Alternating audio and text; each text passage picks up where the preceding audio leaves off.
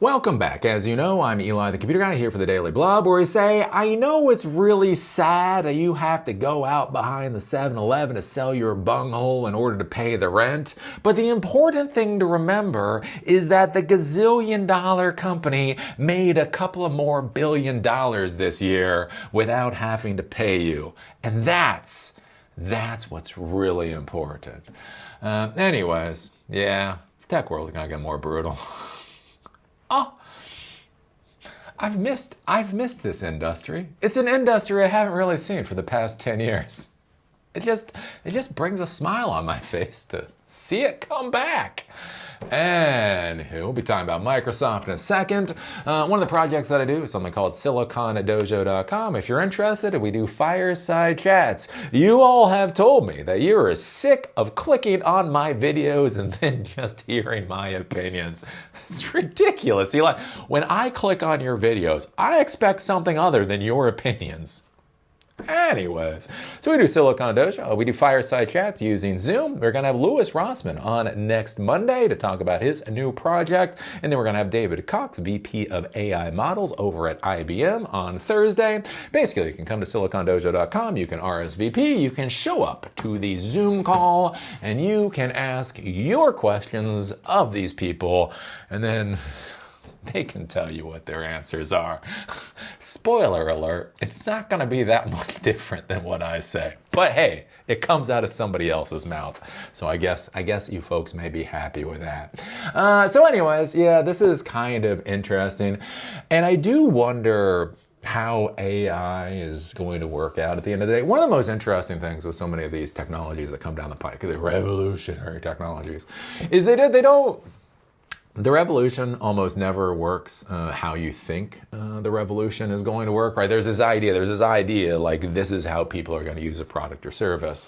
And then there's the reality of how it actually gets used in the real world. And so that's one of the kind of things I'm kind of interested in with artificial intelligence. And I'm also interested in is how this is going to affect, I don't know, I would say the global south. It's always weird to say the global south.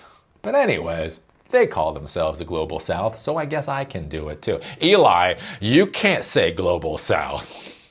Anyways, right? Global South. Because one of the things that we talk about AI and we talk about the jobs that are going to be taken from with artificial intelligence, autonomous driving, right? Truck driving jobs are going to go away. Taxi jobs are going to go away. We hear about, coding jobs are going to go away and that type of thing. And one of the issues you get into with some of these jobs is that there's a lot more human decision that goes into these jobs than just the technical work, right? Like there's this idea that all these coding jobs are going to go away. I hear all these people, all these snot-nosed little brats just crying day in and day out because there's no reason to learn how to code anymore because AI is going to do all the coding. And the thing that I try to bring up to these people is you jackasses were supposed to stop coding 20 years ago. Anybody remember the concept of the world is flat? Yeah, I'm not that old. I'm not that old. I guess I'm almost 50. Anyways, if you go back to 2000, right, we had something called the Y2K bug. Really before 2000, something called the Y2K bug. This whole issue with timestamps. Anyways, all kinds of software had to get fixed because of these crappy little timestamp issues. Cool technology professionals, alpha dogs in the days before alpha dogs didn't want to deal with fixing timestamps and all this software. And so basically with T1 lines, with fiber optic lines, what happened is a whole bunch of code got shipped over to India. Indians then went in and they were happy to get paid. They're like, I get paid to do this? Okay.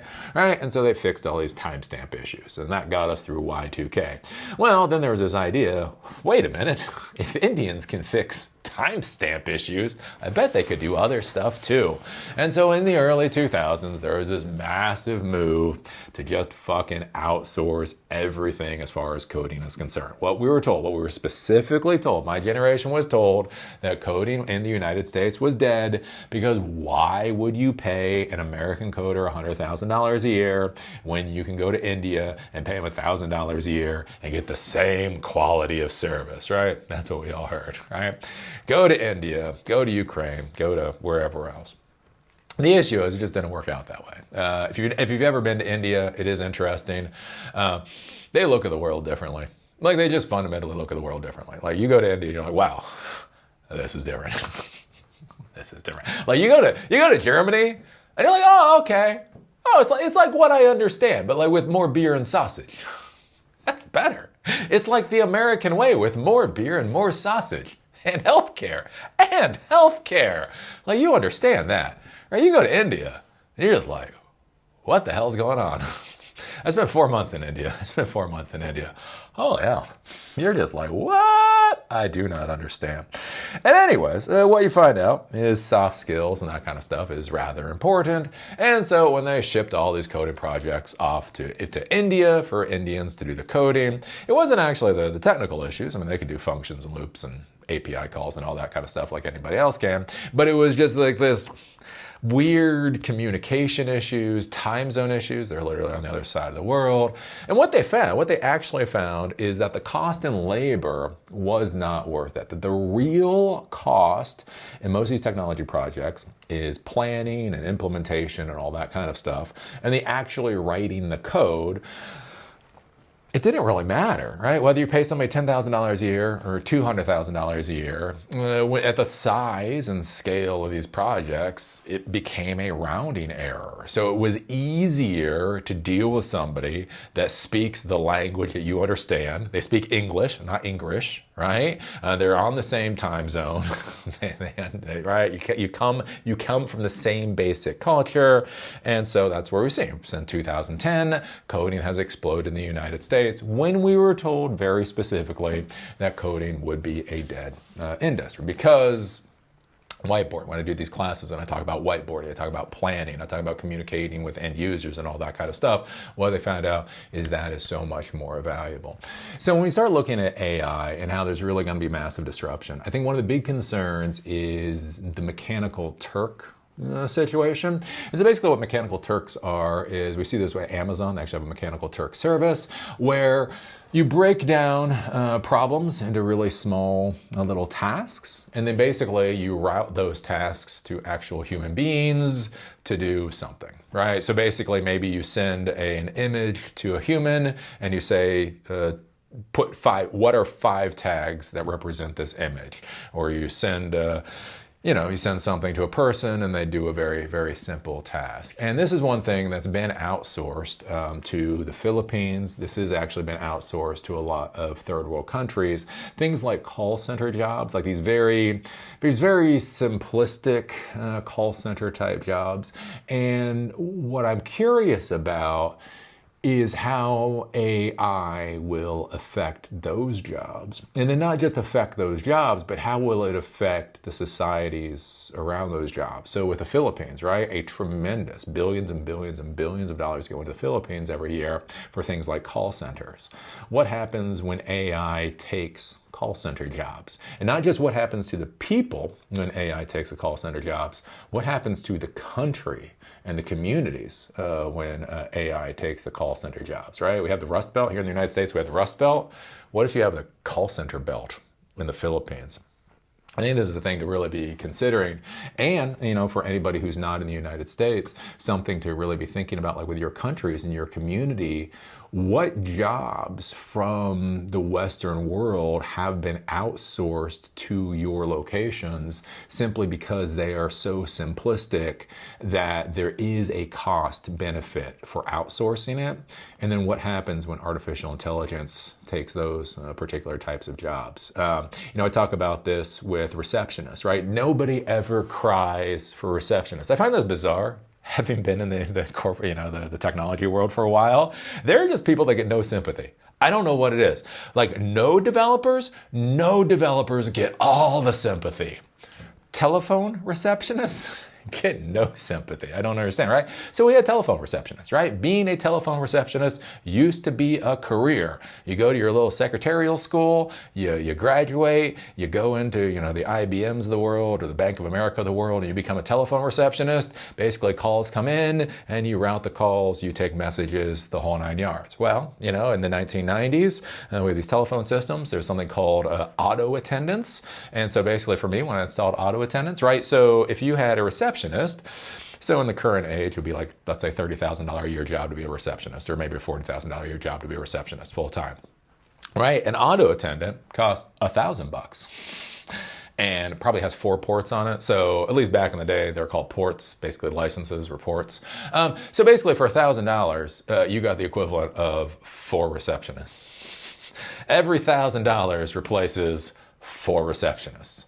And so basically somebody can call in if you want service, if you want sales, if you want whatever else, you press the button, then it routes you based off of rules that are in the system. If nobody's there, it drops you into a voicemail box, right? That is an electronic system that completely and utterly replaced receptionists. You rarely see real receptionists anymore, and you sure as hell don't see like the reception pools like you used to. But nobody cares. Nobody cries about those people because they should have learned to code. Anyways, they were not like the Node developers. They didn't pick the right career. Anyhow, so it becomes interesting is with artificial intelligence is not like there's so much focus on fucking AGI, right? Artificial general intelligence and what that means to the world. Who the fuck cares? Whatever. When we get there, we get there. When we get there, we get there. What I think is far more interesting is what happens simply when we get to AutoAttendant version 2 or AutoAttendant version 3, right? What happens when we can start creating these communication routing systems? Just a taste of artificial intelligence and how much value is in that. Not just how much value, but how much disruption there is, right? You think about this with Facebook. I've talked about this before. When Facebook came out, most of us thought it was SMTP version 2, or is there SMPV 2? I don't know. We thought it was the next version of SMTP, right? Simple Mail Transfer Protocol. It's basically how email gets routed, right? I looked at Facebook originally and it was like, oh, this is the next version of SMTP. Holy hell. That, right? And if you think about it, like the original Facebook, right? It used PHP. I think it used MySQL even. Basically used databases and basic programming languages in order to create Facebook. It was, it was a relatively simple concept. What's going on here? Oh, I'm kicking something. Oh, I guess I shouldn't kick. I'm kicking the light source. Anyway, it was a relatively simple thing that like massively changed stuff. Again, I've talked about this with Craigslist. Craigslist is literally PHP and MySQL. Literally changed the world. Nobody talks about it. And so what I think is much more interesting with this artificial intelligence is instead of looking at this whole, will it replace all human beings or whatever, more the idea, what happens when you can use AI? What happens when you can use these LLMs just to make things slightly better? What is the exponential value of an incremental change, right? When we look at iPhones, right? There's this idea. Steve Jobs created the smartphone. You'll hear dumbasses. You will hear very, very stupid people say, Steve Jobs created the smartphone. Here's the problem with that. The BlackBerry had been around for a decade beforehand. Right? The BlackBerry had been around for a decade, right? My favorite smartphone of all time was something called a Motorola Q. Literally had a Windows operating system. Little QWERTY keyboard on it. I love that little thing. Anyways, right? There had been smartphones for a decade, but then the iPhone came out and there really were some relatively simple changes to it. Improving the UI experience, making it all a touchscreen, a couple of tweaks, and all of a sudden, that took us from the world of Motorola Qs to iPhones, right? Modern smartphones.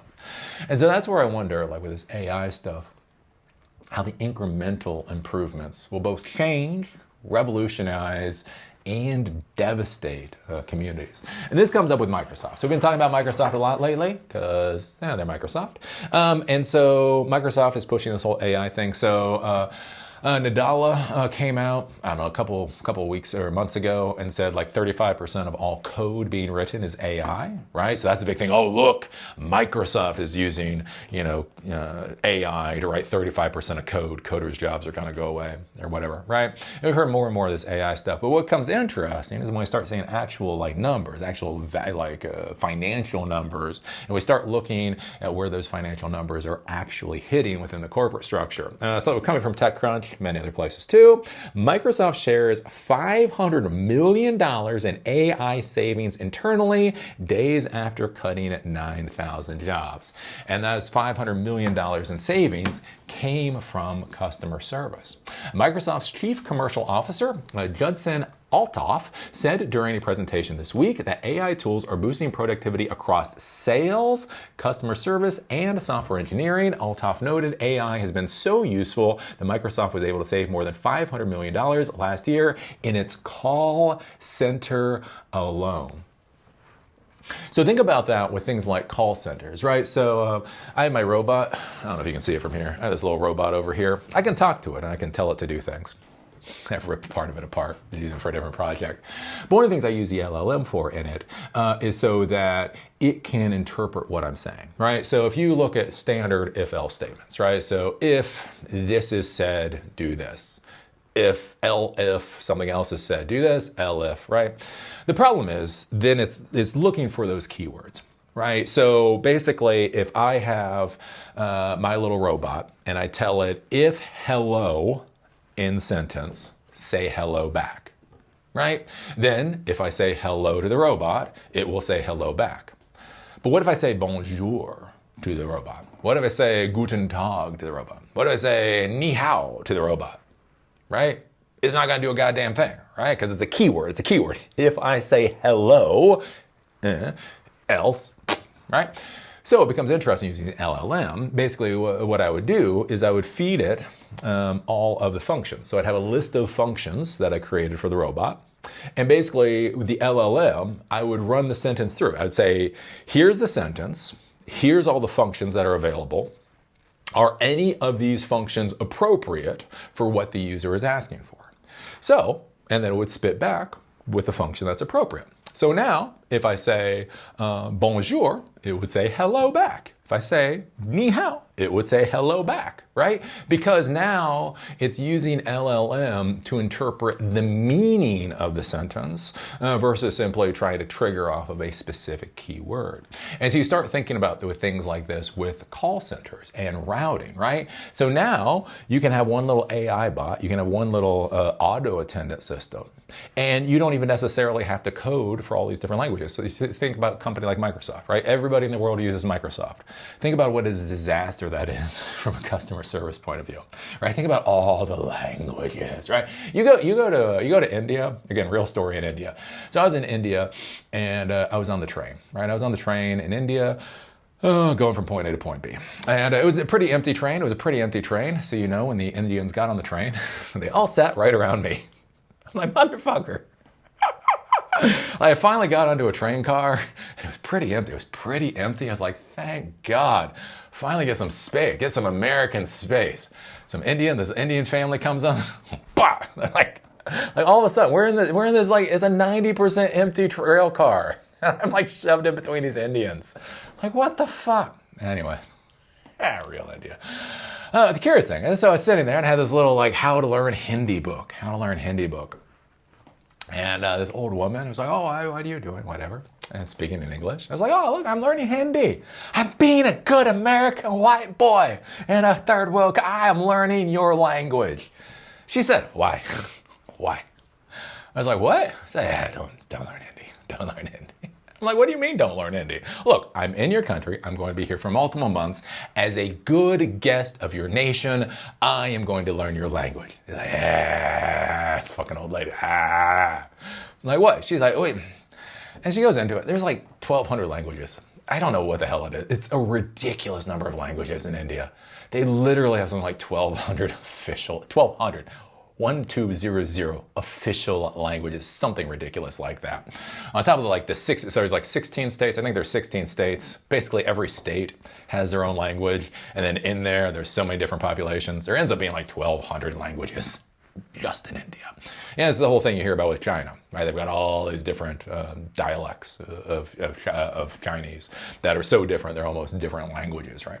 So think about it. Think about this for Microsoft. Think about being a global product company that has to provide customer support across the web. And so think about all the think about all the call center employees, like making sure you have people that are fluent in God knows how many different languages. And not only do they have to be fluent, but they can also have to be good with customers. And you probably got churn, so you got to get enough of those people. You got to go through this whole thing, right? Imagine when you can create an auto attendant that is no longer simply going to trigger off of keywords, but can actually listen to the meaning of what somebody says and then be able to route them appropriately, right? Basically, picks up you pick up the call center, you call someplace, and then, the first thing it says is, what language do you speak? It says, I speak blah, blah, blah, blah, blah. And then it goes, oh, okay, this is the language you're in. And then it can automatically translate any prompt. So you create these prompts, it automatically translates into 10,000 different languages. And then you respond back and you go back and forth and back and forth and back and forth. And think about that. That is AutoAttendant version 2, maybe AutoAttendant version 3. So there's AutoAttendants, there's something called IVR, interactive voice response systems. So let's just say that's AutoAttendant version 2. So this would be IVR supplemented with AI. And then think about how many call center jobs go the fuck away. It becomes an interesting thing to ponder, and then to be thinking about, how that affects global economies and other countries and that type of thing. I'd be curious to see. Is there anything else here? The internal remarks came a week after Microsoft laid off more than 9,000 workers, the company's third round of layoffs this year, but the total number of affected employees somewhere around 15,000. It's not clear whether the thousands of workers who lost their jobs this year were replaced by AI or whether the layoffs represent post-pandemic right-sizing. Yes.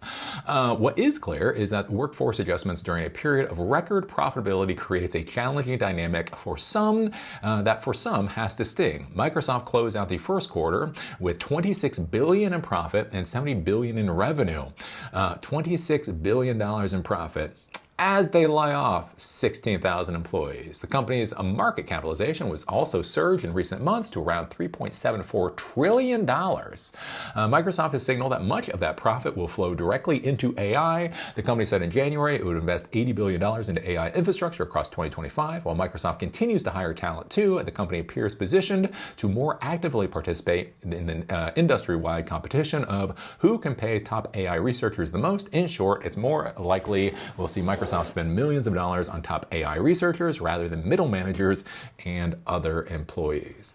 And so I think one of the things to really be thinking about in this world is, are you a mechanical Turk? Are you the receptionist for 2025? Right? Could your job have been eliminated by an if-else statement 10 years ago? Just nobody got around to it. I think that's one of the big things, like with these tipping points. Like there's these weird tipping. I talk about that with QR codes, right? We had QR codes for years. I don't know when QR codes came out, but 2010, I remember being shown the QR codes for the first time. And we didn't use QR codes. We just, for so long, Americans did not use QR codes. COVID happened, and all of a sudden, everybody's using QR codes, right? Touchless, all these touchless things, touchless menus or whatever. All of a sudden, we had this technology that was there. It's solid. It's a fucking QR code, right? There's not much to it. But anyways, we had this technology for well over a decade that nobody really cared about in the United States, and all of a sudden we have COVID. COVID is the tipping point where now QR codes are literally everywhere. One of the things I wonder with a lot of these jobs is, could they have been replaced by if-else statements years ago? Like your job may have actually, in fact, become obsolete 10 years ago. Nobody got around Nobody got around to firing your ass though, right? And so what happens when we just get to this point in time where the economy is wonky, the investing world is wonky, there's a lot of stuff going on, people are refocusing on return on investment, refocusing on profit loss and that type of deal. And so they're going back, and with the technology that currently exists, that is completely and utterly rock solid, stable, and affordable, will they come in and start eliminating positions? And that's something to be thinking about in the United States. And if you're not in the United States, Philippines, some of these other places, the thing to be considering is what happens when those call centers shut the hell down. That becomes concerning, right? With the globalization, one of the things that gets missed with globalization in the United States is how valuable it is to uplift people in other countries, right? When I was in India, I was actually in Nepal. So I was going across Nepal, the shitty part of Nepal. There is a beautiful half of Nepal. Half of Nepal is amazing. Half of Nepal, holy hell. It's just beautiful. Wonderful people, just amazed. To say views, it's just like your brain can't handle it. Anyways, right? Half of Nepal is amazing. Half of Nepal is a fucking shithole. Dry, dirty, hot shithole.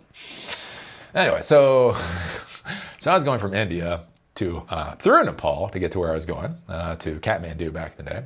Anyways, I had no idea that half of Nepal was an absolute and abject shithole. But it is. Anyway, so we were going through, and we stop at this one place for the bus to get gas or whatever. And I just remember this kid got on. This kid got on the bus, right? And I think about this when we talk about child labor laws. Child labor laws are, having people, having kids work in third world countries is so evil. Anyways, this kid comes on. He's like 9 or 10 years old. And he's sitting there, he's trying to sell this corn. Oh, Jesus. So he had roasted this fucking corn. The corn is sitting there roasted. And it's just dusty and dirty. The dust is just that gritty, shitty fucking India dust that it just gets on your teeth and shit. And that's all just coating this fucking roasted corn. And it's covered in flies. The flies are just covering this fucking thing. And this 9-year-old kid is like, corn. It's like, Jesus. Anyways, reality. And one of the things the people in the United States miss out, when we talk about globalization and we talk about shipping jobs overseas, is how much stability that actually creates globally, and how that really supports people in other countries, right? Hearing, when you hear that people make $10 a day or something, the only thing worse than making $10 a day is making absolutely nothing a day. Right? The only thing worse than being a low-value input into the global economy is having no value to input into the global economy. And so a lot of these jobs, a lot of these tasks, whether it's been shipped to China, or whether it's been shipped to India, or whether it's been shipped to Philippines, right? There's a vacuum of value that leaves the United States, but those are going places and they are uplifting societies. And there is an argument that has created a large amount of stability in the global world. And so what becomes interesting to think about is what happens when the vacuum is in reverse. What happens when those $10 a day jobs start getting vacuumed out of these countries? And what happens there? I think about that with the immigration issues here in the United States, right? So we have a disastrous immigration policy that's gone back my entire lifetime. Without the policy. I disagree with how the current administration is doing things. I also disagree with how the last administration was doing things, the administration before, the administration before, the administration before. But one of the reasons that we have such a disastrous immigration issue here is because the United States is profitable, is wealthy, and so many of the countries below us, right? Mexico was getting better now, but Nicaragua, El Salvador, a lot of these places, they are so destitute that very survival is hard, right? You think about that. Like, I remember that was, again, going through India, and I was on this train. I was talking to an Indian, and people are just piled on these trains or whatever. I mean, they're like literally pouring out. They're literally pouring out of the train. You're on the train. You're like this. Anyways. And I was talking to the Indian guy because we were doing something. Anyways, and I was like, don't people fall out? Because you just look at all these people like crammed on these trains all over, right? Looks like something out of, you could see National Geographic. You see one of these movies, and you're like, oh, I've seen that before. Anyways, and it was interesting. The guy was like, oh yeah, all the time. Fucking all the time, right? And I talk with people across India, and they would be like, there was this guy on a bus. I remember that. So again, one of those scenes. You see, if you see it in a movie, it's like, wow. You see it in the real world, you're like, what the fuck? Anyways, I forget. They're going from point A to point B. Anyway, there's like this guy who's just like riding on top of the bus. There's this big bus, and he's just sitting there doing the little Buddha thing on the top of the bus. And the same deal. I was talking to an Indian guy. I was like, Jesus Christ, don't people like him fall off? And he was like, oh yeah. I'm like, what? It's like, well, what the hell else is he gonna do? Right? If he has to get to a job, or if he has to get to a family, and he doesn't have the 10 rupees to get a seat on the bus, then he can pay the 5 rupees to sit on top of the bus, right? If all you got's 5 rupees, your ass is sitting on the top of the bus. Hopefully you don't fall off. Anyways, but think about that. Think about that, like, you think about these immigrants coming to the United States, and however you feel about the border control policy, so many of these people that are coming to the United States, I mean, they're risking violence, they're risking murder, they're risking being robbed. The women coming up here are risking being brutally raped just to get from where they are into the United States for some fucking hope.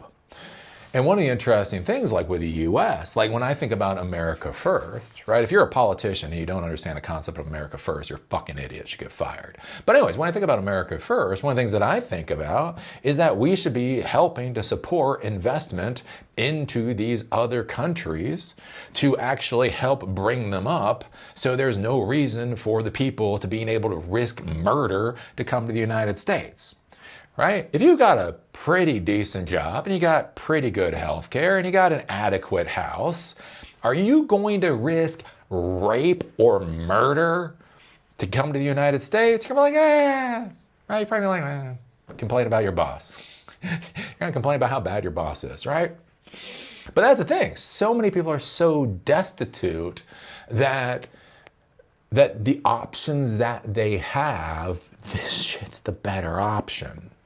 And I think one of the things we don't really think about is how so much of the outsourcing we've done in the United States has helped balance a little bit so many areas in the world. And then what happens when that money gets ripped out, right? Again, there's the focus on India, there's a focus on China, there's a focus on, like with manufacturing. But there's no focus on call centers. What happens when call centers get ripped out of the Philippines? So anyways, I don't know. Those are the things that I ponder. What do you think about Microsoft saving $500 million with artificial intelligence from their call centers alone? What do you think that actually portends for the future? As everybody focuses on, general AI, artificial general intelligence, is the bigger concern AutoAttendant version 3.0? I don't know. Put your thoughts down below. Remember, whether it's a thumb up, whether it's a thumb down, whether it's an awesome comment, or whether it's a horrible comment, in the modern world of YouTube, all that matters is the interaction. Artificial intelligence only cares that you care, not why you care. So show that you care down below in one fashion or the other. And with that, I'll see y'all later.